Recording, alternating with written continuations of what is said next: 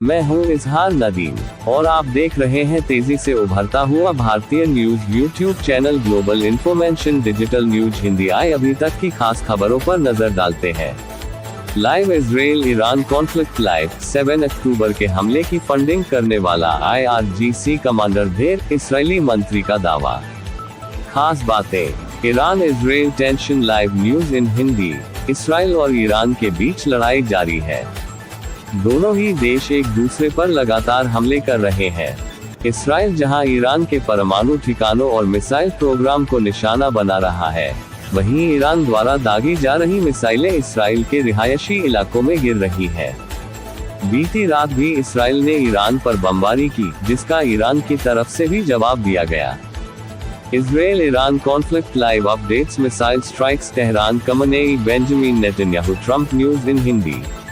Israel Iran तनाव। मुस्लिम देशों के प्रतिनिधियों से मुलाकात करेंगे ईरान के विदेश मंत्री। मीडिया रिपोर्ट्स के अनुसार ईरान के विदेश मंत्री अब्बास अरागची तुर्की की राजधानी इस्तांबुल पहुंचे हैं, जहां वे इस्लामिक सहयोग संगठन के सदस्य देशों के प्रतिनिधियों से मुलाकात करेंगे। इस बैठक में ईरान इसराइल के खिलाफ मुस्लिम देशों को एकजुट होने की अपील कर सकता है। इस बैठक में 40 राजनयिक शामिल हो सकते हैं। 7 अक्टूबर के हमले की फंडिंग करने वाला IRGC कमांडर ढेर। इस्राएली रक्षा मंत्री इसराइल काट्स ने कहा है कि इस्राएली हमले में ईरान की इस्लामिक रिवॉल्यूशनरी गार्ड्स कॉर्प्स की विदेशों में ऑपरेशन करने वाली कुद्स फोर्स के फलस्तीन डिवीजन के कमांडर सईद इजादी को ढेर कर दिया है। काट्स ने दावा किया कि सईद इजादी ने ही इसराइल पर 7 अक्टूबर को हुए हमले की फंडिंग की थी और साथ ही हमास को हथियार भी मुहैया कराए थे। काट्स ने कहा कि यह इस्राएली खुफिया एजेंसियों और इस्राएली सेना की बड़ी उपलब्धि है। इसराइल ने इस्फहान परमाणु केंद्र पर हमला किया। ईरान ने कहा है कि इसराइल ने उसके इस्फहान परमाणु केंद्र पर हमला किया है। हालांकि इस हमले में किसी तरह का लीकेज नहीं हुआ है। ईरान ने ये नहीं बताया कि परमाणु केंद्र को इस हमले में कितना नुकसान। इजराइल ईरान कॉन्फ्लिक्ट लाइव 7 अक्टूबर के हमले की फंडिंग करने वाला IRGC कमांडर ढेर, इस्राएली मंत्री का दावा। इस्राएली सेना IDF ने दक्षिणी लेबनान में हिजबुल्लाह के ठिकानों पर हमला किया। दरअसल हिजबुल्लाह ने ईरान के समर्थन की बात कही थी। इस हमले में हिजबुल्लाह के एक ऑपरेटिव की मौत हुई है। ईरान इसराइल युद्ध में अब तक कितनी मौतें? अब तक के युद्ध में ईरान में 657 लोगों की मौत हो चुकी है, जिनमें 263 आम नागरिक हैं। वहीं इसराइल में 24 मौतों की पुष्टि हुई है। ईरान ने 450 मिसाइलें और 1000 ड्रोन हमले किए हैं, जबकि इसराइल की मल्टीलेयर एयर डिफेंस ने ज्यादातर हमलों को नाकाम विस्तार।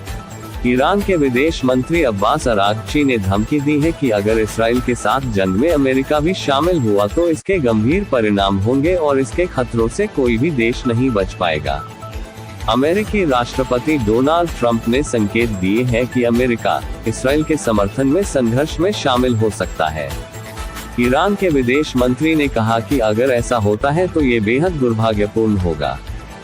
Live Israel Iran conflict live 7 अक्टूबर के हमले की फंडिंग करने वाला IRGC कमांडर ढेर, इस्राएली मंत्री का दावा। खास बातें, Iran Israel tension. Live news in Hindi. Israel और ईरान के बीच लड़ाई जारी है।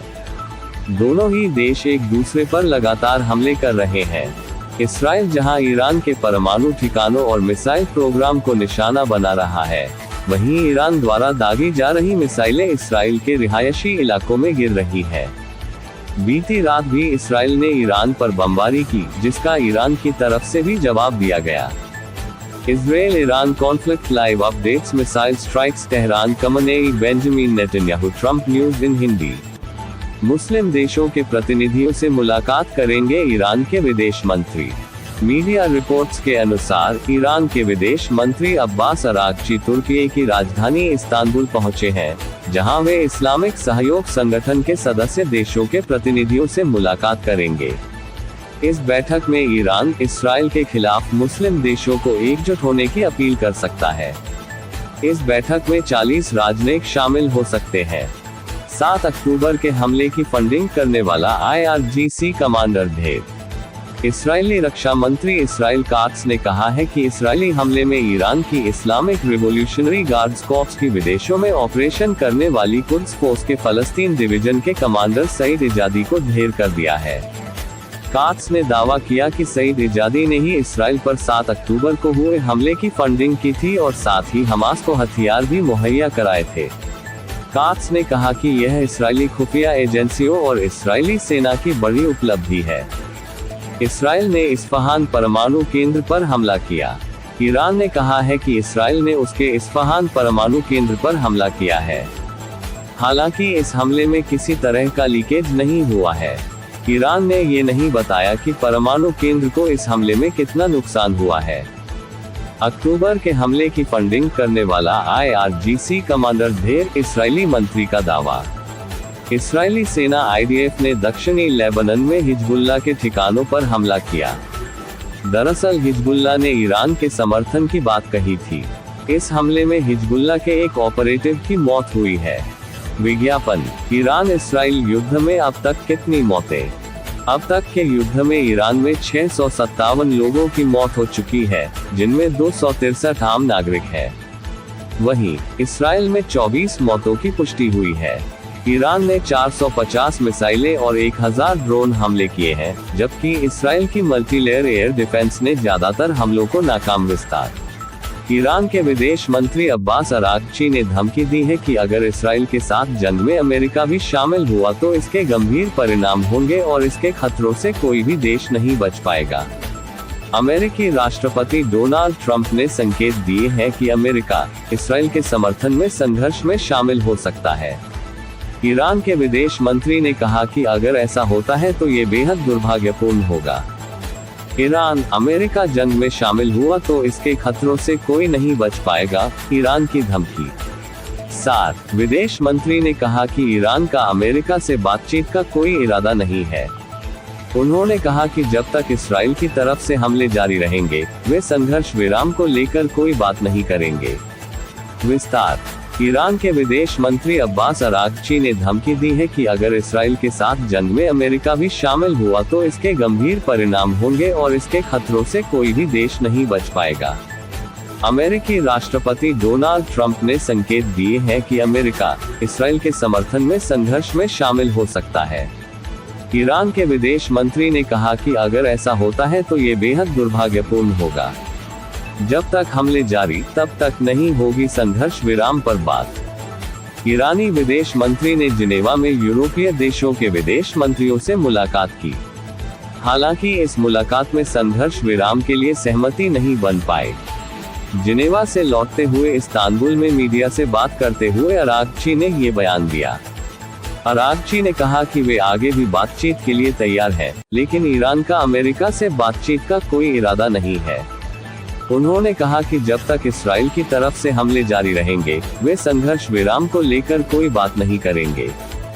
जिनेवा के एक होटल में करीब 3.5 घंटे चली इस बैठक के बाद जर्मनी के विदेश मंत्री योहान वेडफुल ने कहा कि अच्छा नतीजा यह है कि हमें लगा कि ईरान बातचीत जारी रखने को तैयार है और सभी अहम मुद्दों पर बात करने को इच्छुक है। उन्होंने कहा कि बैठक काफी गंभीर रही।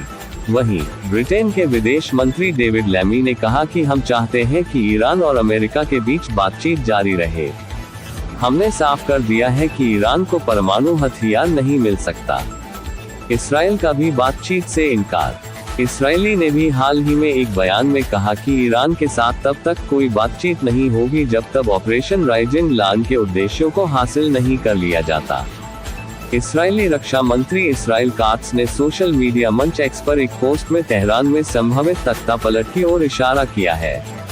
इसमें उन्होंने लिखा, तेहरान के ऊपर तूफान गुजर रहा है। शासन के प्रतीकों पर बमबारी की जा रही